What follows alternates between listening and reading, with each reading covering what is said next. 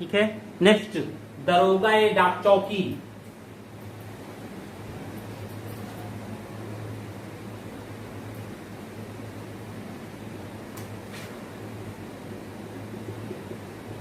दरोगा ए डाक चौकी, ठीक है। दरोगा ए डाक चौकी डाक विभाग एवं गुप्तचर विभाग का प्रमुख था। ये डाक विभाग व गुप्तचर विभाग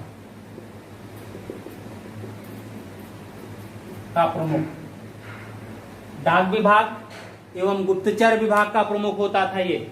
इसका काम क्या रहा होगा? सूचना ये मिलती है कि अकबर भी प्रतिदिन गंगा का पानी पीता था। तो अगर गंगक पानी पी रहे हैं तो अकबर के पास तक गंगक पानी प्रतिदिन कैसे पहुंचे, चिट्ठी पत्री कहां तक, सूचनाएं जो फरमान जारी हो रहे हैं वो सब कैसे पहुंचे, तो वो सब इसी का काम है। अब अगर डाकिये सब जा रहे हैं लेकर के, तो स्वाभाविक है डाकियों को सूचना तो मिलती रहेगी। चिट्ठी पत्री लेके जा रहे हो तो पता चल रहा है किसके घर में क्या चीज है। सब पढ़े लिखे तो होते नहीं थे, तो बहुत से लोग आपसे ही पत्र पढ़वाने लगते थे। पहले की अभी 20 साल 30 साल पहले की आप चले जाओ डाकिया क्या, तो गांव में स्थिति होती थी आधे घर की चिट्ठी डाकिये पढ़ता था। कैसी चिट्ठी पता नहीं, तो डाकिया काफी भुला मिला होता था हर परिवार से, तो वो चीज होती थी। तो इसका भी काम गुप्तचर विभाग का था। नेक्स्ट, कोतवाल। कोतवाल आज भी मिलता है नाम, कोतवाल मुगल कालीन नाम दिया गया। ये आज भी ये नाम बकायदा मिलता है, कोतवाली और कोतवाल। सब इंस्पेक्टर एसआई हुआ, उप कोतवाल, और जब वही प्रमोट होता है तो हो जाते हैं इंस्पेक्टर, अर्थात हो गए कोतवाल। ठीक है। अब देखिए, इन कोतवालों की जो नियुक्ति है वो मीर बख्शी के संस्तुत पर होती थी, और इनकी नियुक्ति शहरों में होती थी, प्रमुख शहरों में। और इनका कार्य क्या होता है? इन शहरों में शांति व्यवस्था को बनाए रखने का। यानी कोतवाल की नियुक्ति हमेशा मीर बख्शी की संस्तुति के परिणाम स्वरूप शहरों में की जाती थी। शहरों की शांति व्यवस्था को बनाए रखने के लिए यह नगर पुलिस का प्रधान होता था, अर्थात उस समय का कोतवाल जो है एसपी होता था, सुपरिटेंडेंट ऑफ पुलिस। नगर की संपूर्ण पुलिस व्यवस्था का प्रधान। गांव में न पुलिस व्यवस्था की कोई जरूरत ही नहीं थी उस समय, क्योंकि गांव में पंचायती व्यवस्था चलती थी। किसी भी प्रकार के निर्णय काजी किया करते थे। एक तो न्याय हो गया, दूसरा विवाद आपस में किए हो तो दोनों लोग वहां जाओगे, नहीं तो गांव में पंचायत बैठती थी। जो पंचायत में निर्णय का कार्य गांव के प्रमुख अधिकारी जो होते थे, राजस्व वसूली, वही किया करते थे। तो ज्यादातर मामला ऊपर तक जा ही नहीं पहुंचता था, बहुत ही बड़े मामले ही ऊपर तक पहुंचते थे, अन्यथा तो ऊपर तक मामले गांव से जल्दी जाते ही नहीं थे। ठीक है, तो ये हैं। अब इनके बाद कुछ छोटे छोटे अधिकारी ऐसे जिनका काम तो महत्वपूर्ण है लेकिन माना नहीं जाता है कि वो बहुत महत्वपूर्ण है। ठीक है, तो उनमें देख लीजिए, कभी कभी उनके विषय में पूछता है।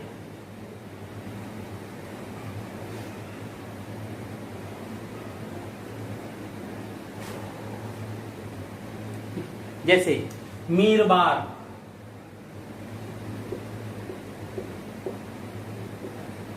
मीरबार नाम देखते रहिएगा। मीरबार, बार से तात्पर्य वन, वन अधीक्षक।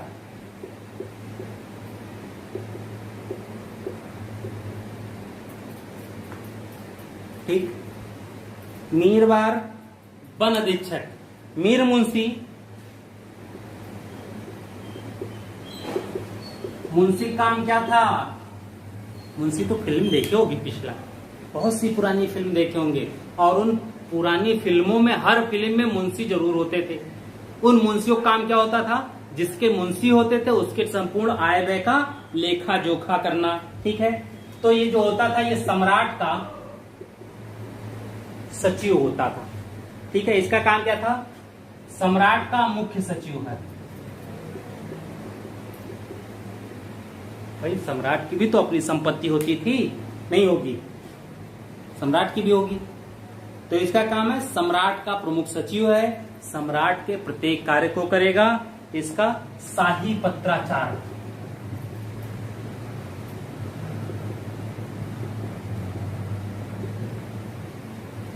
सम्राट ने अपने आय व्यय के लिए किसको नियुक्त कर रखा है? दीवान को। यह प्रमुख मुख्य सचिव हो गया, जैसे गांधी जी के महादेव गोविंद महादेव जी थे। ठीक है, महादेव देसाई थे, गोविंद महादेव देसाई। इसका काम क्या है? शाही पत्राचार, यानी पर्सनल सचिव है। शाही पत्राचार, बुआ, काकी, चाची, याजी, नानी, काकी, जिसके पास भी पत्र भेजना हो वो काम ये करते थे। यानी कोई अपना व्यक्तिगत आदमी रहता होगा जिससे सुल्तान अपने सारे दुख दर्द बांट सकता हो। ठीक है, आगे साहिबे तौजीह।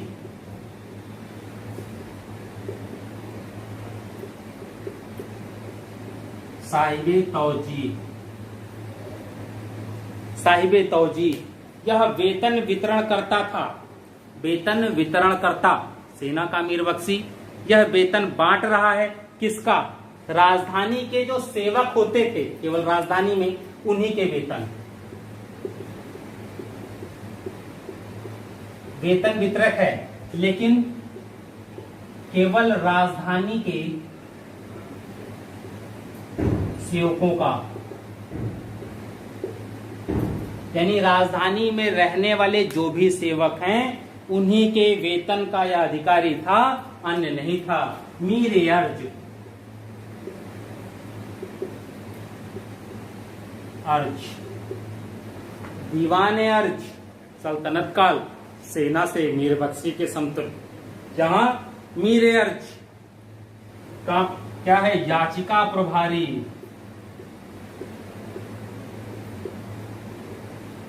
कोई भी पत्र वत्र आए, सामान्य जनता का क्या होता है, कोनो मंत्री जी आते हैं तो हर लोग अपनी मांग लेकर के पहुंच जाते हैं। तो ऐसे में सुल्तान के भी दरबार में बहुत से लोग पहुंचते होंगे, तो इसका क्या है? गेट अप खड़ा हो जाए, सुल्तान से नहीं मिल सकते, लाओ क्या मांग है, दो हमको। जैसे सिटी मजिस्ट्रेट साहब का काम रहता है, डीएम साहब को आप ज्ञापन देने पहुंचे हैं, डीएम साहब नहीं आते हैं, होता क्या, सिटी मजिस्ट्रेट को ही पकड़ाया जाता है। सामान्यतः वही ले लेते हैं ज्ञापन, और उस विज्ञापन को होता क्या है पता नहीं। ठीक है, अब देखिए इसके अलावा बहुत से अधिकारी हैं, लेकिन जरूरी नहीं है क्योंकि हर जगह से आता नहीं है। ठीक है, तो अब हम लोग, इतना बहुत है। अब इसके बाद हम लोग प्रांतीय प्रशासन की बात करते हैं। प्रांत में कौन कौन से अधिकारी थे और उनका काम कैसे कैसे होता था।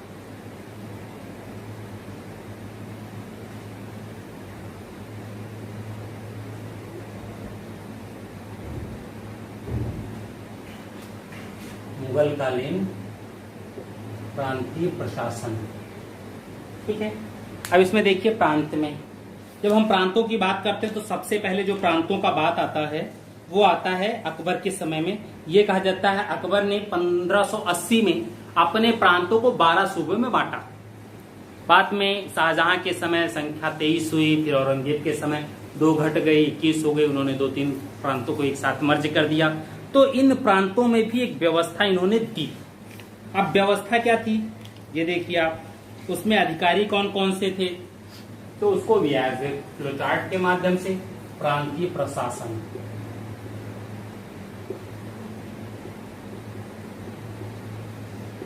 ठीक है,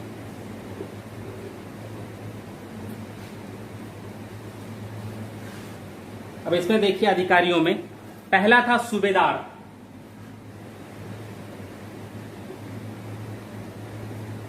प्रांत का प्रमुख अधिकारी सूबेदार होता था। इसका काम क्या है? प्रांत में शांति व्यवस्था को बनाए रखने का। ठीक, राजस्व का काम नहीं है वसूली का, सिर्फ और सिर्फ इसका काम है प्रांत की शांति व्यवस्था को बनाए रखना। इसी को कहते थे नाजिम या सिपह सलार। नाजिम या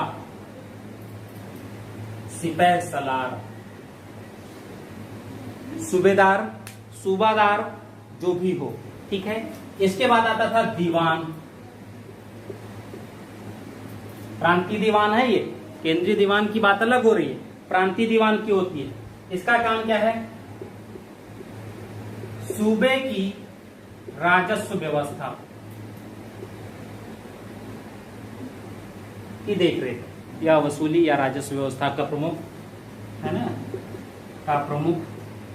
अब देखिए, सूबेदार और दीवान ये दोनों समतुल्य होते थे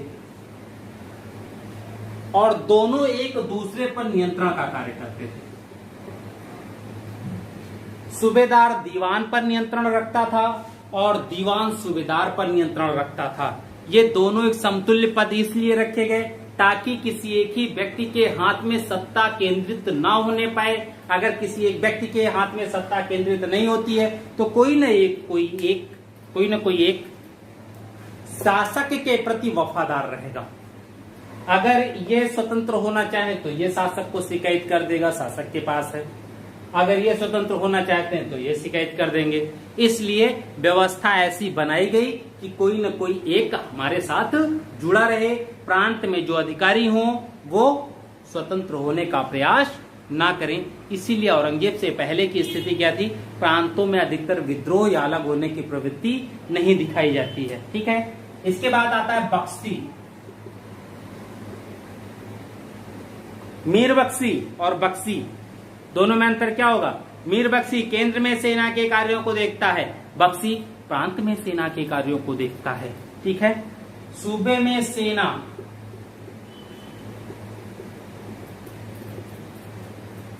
के वेतन इत्यादि की व्यवस्था करना, व्यवस्था का प्रमुख।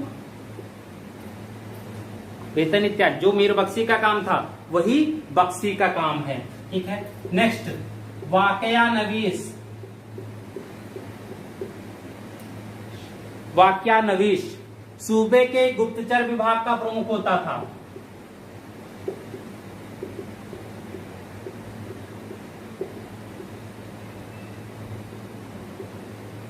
वहां पर कौन था गुप्तचर विभाग का प्रमुख? मीर बख्शी होता था। ये सारी सूचना कहां ले जाते थे? मीर बख्शी के अधीन लेके जाते थे, ठीक है। कोतवाल, कोतवाल कौन होता था? सूबे का नगर पुलिस।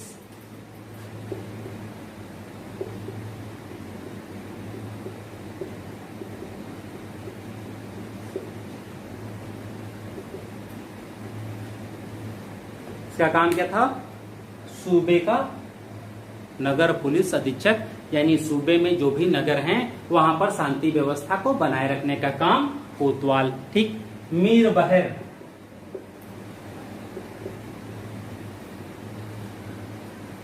इनका काम क्या है? लेखा जोखा वाला काम।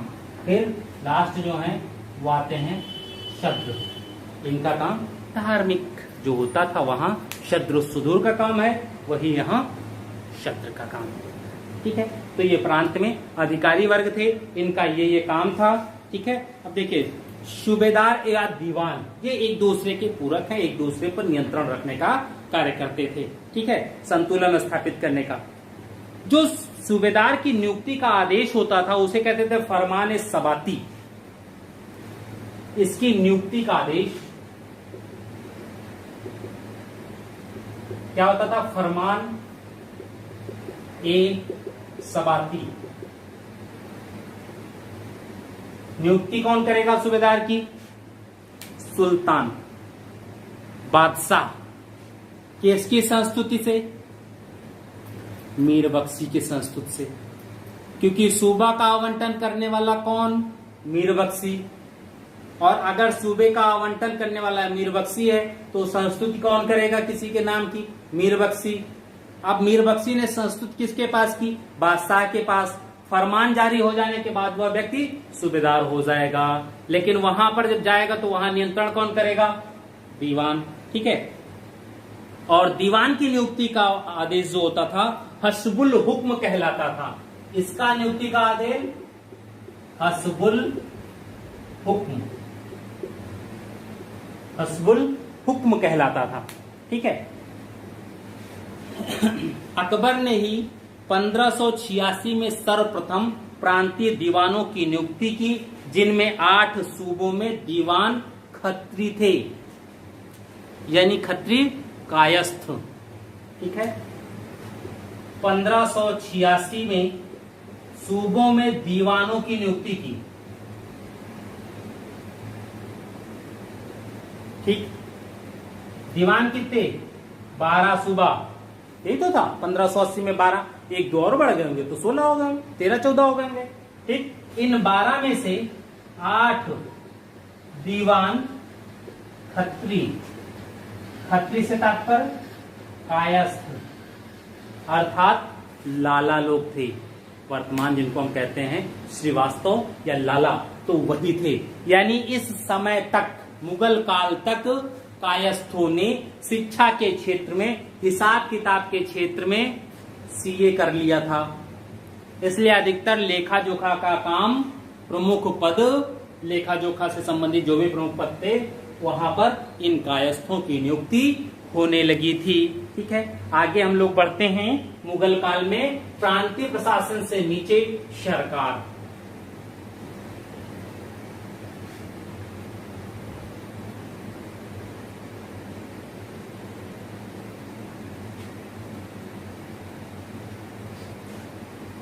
प्रांतीय के स्थान पर सरकार।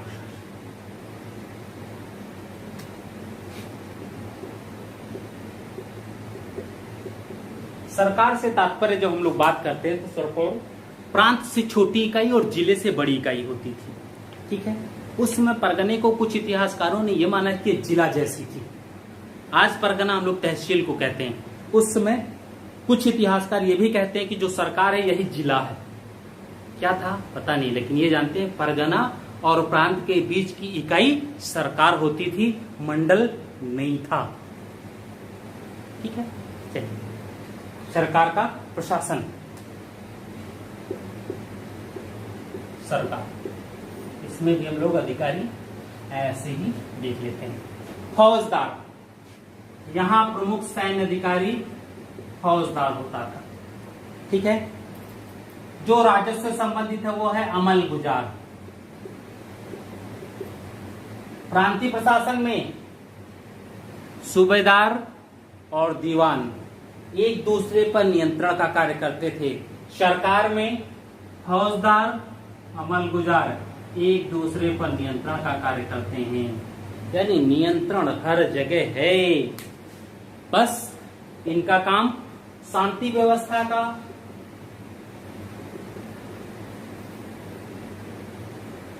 और इनका काम राजस्व वसूली या इसका लेखा रखने का।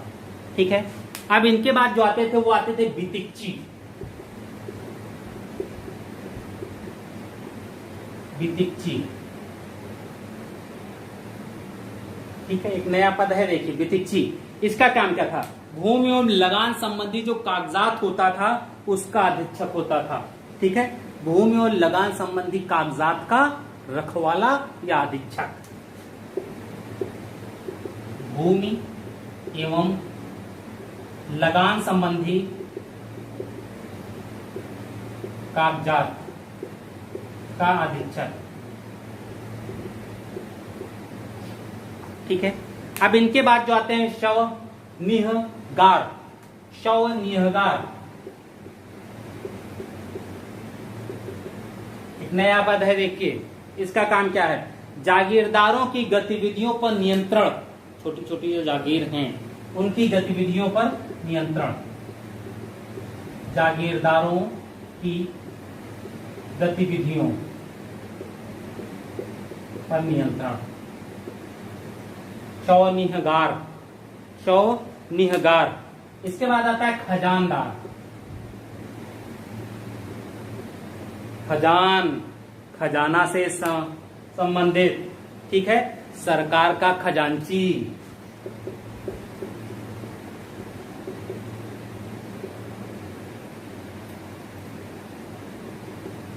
सरकार से तात्पर्य भारत सरकार मत समझिएगा। सरकार प्रशासनिक एक इकाई होती थी। ठीक, उस प्रशासनिक अधिकारी यानी जिला जैसी एक प्रशासनिक अधिकारी है और उस जिले में आने वाले राजस्व को, संपूर्ण राजस्व जो भी होता था, उसको रखने का काम यही करता था। ठीक है। फिर इसमें आते थे काजी। प्रांत में कौन है? शद्र। जिले में, सरकार में कौन आ गया? काजी। यानी न्यायिक प्रणाली यहीं से स्टार्ट हो जाती थी। ठीक है। इसके बाद आते हैं हम लोग परगना।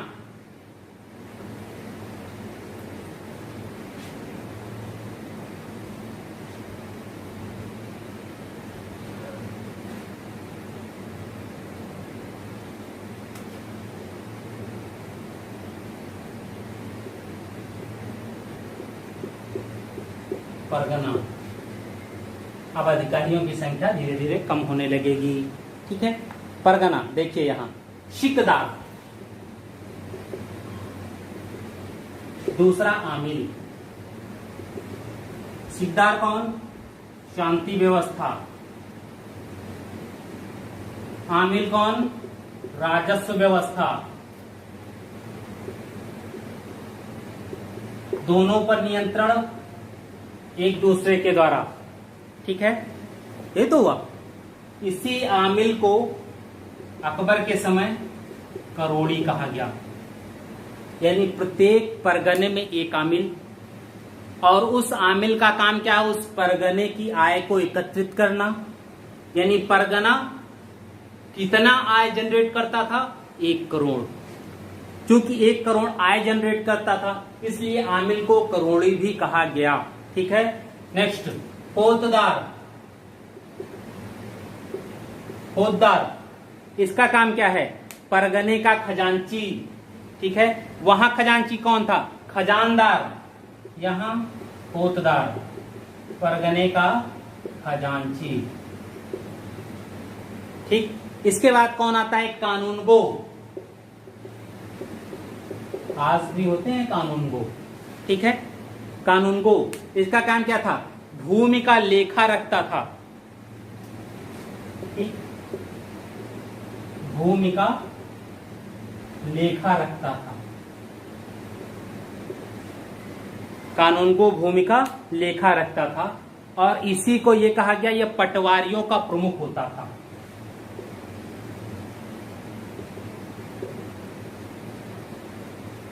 आज भी यही स्थिति है। पटवारी मतलब लेखपाल। ठीक है। आज तो आप किसी लेखपाल को ही कह दो आओ पटवारी साहब, जो नए वाले हैं तो शायद गुस्सा हो जाए, नाराज हो जाएंगे। ठीक। लेकिन कानूनगो साहब आज भी हैं। नायब तहसीलदार से जस्ट नीचे की प्रशासनिक इकाई जो है वो कानूनगो की होती है, और लेखपाल का अधिकारी कानूनगो ही होता है। सबसे पहला अधिकारी लेखपाल का, पटवारियों का यही होता है। कानूनगो जो भूमि का लेखा रखता था, ये फारसी में ही होता था, अन्य किसी भाषा में नहीं होता। ये ध्यान रखिए। ठीक है। अब गांव।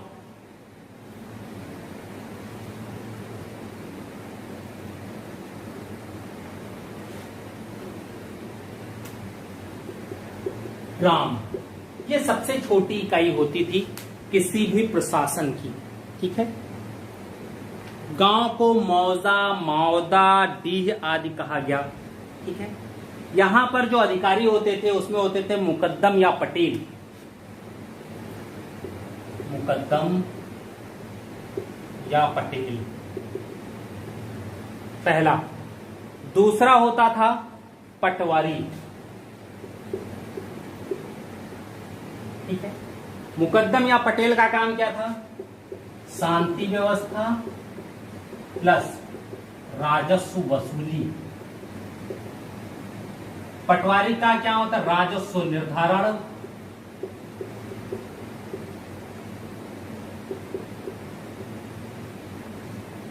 प्लस वसूली,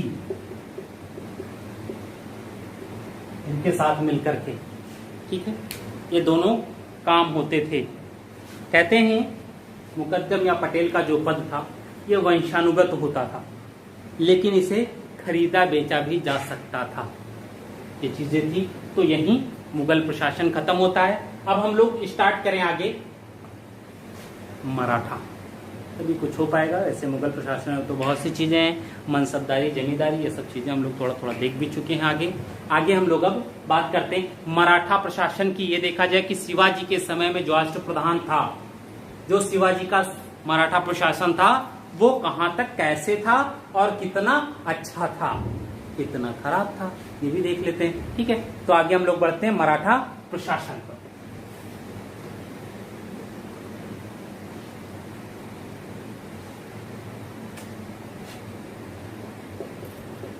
मराठा प्रशासन, ठीक, अष्टप्रधान की बात होगी,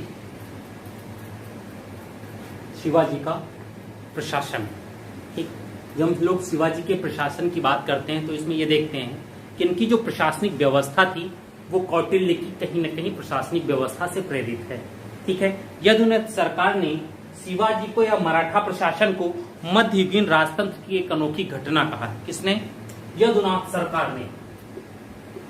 यदुनाथ सरकार ने मराठा प्रशासन को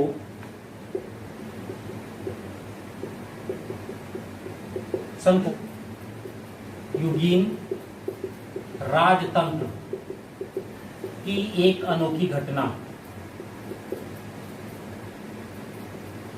कहा। ठीक, अब देखिए समस्या क्या है। बुलजल्यु एक के अनुसार ये कहा गया 8 मंत्रियों की संस्था का गठन सर्वप्रथम बहमनी राज्य में मोहम्मद शाह प्रथम के द्वारा किया गया। ये बुलजले एक कहते हैं। दूसरी चीज,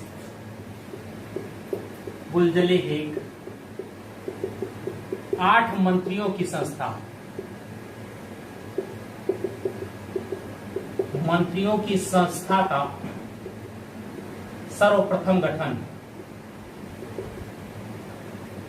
बहमनी राज्य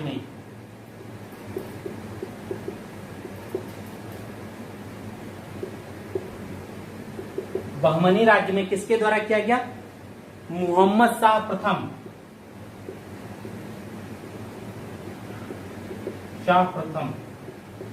के द्वारा सर्वप्रथम किया गया।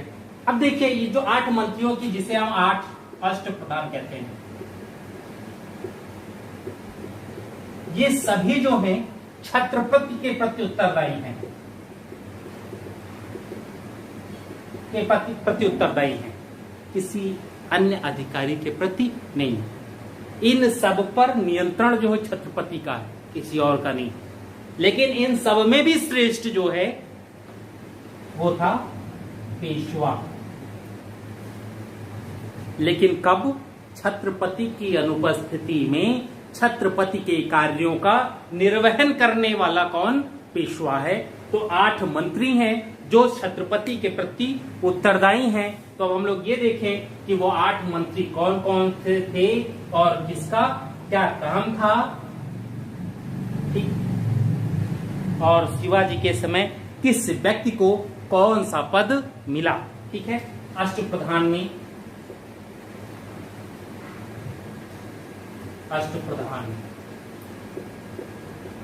पहला पद आया पेशवा।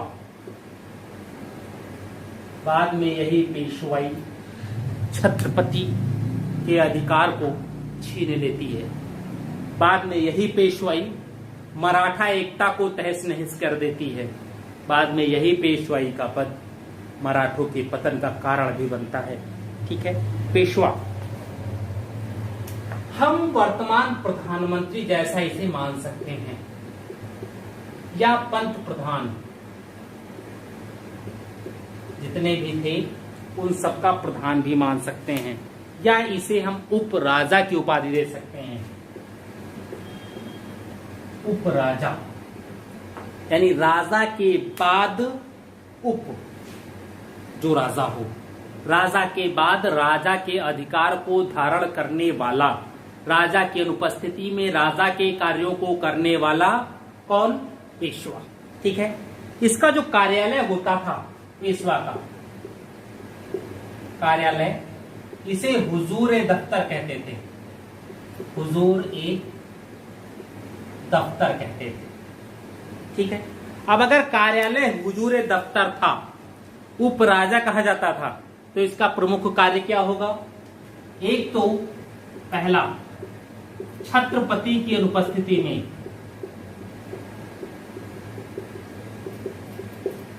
छत्रपति के कार्यों का निर्वहन करना, छत्रपति के कार्यों का संचालक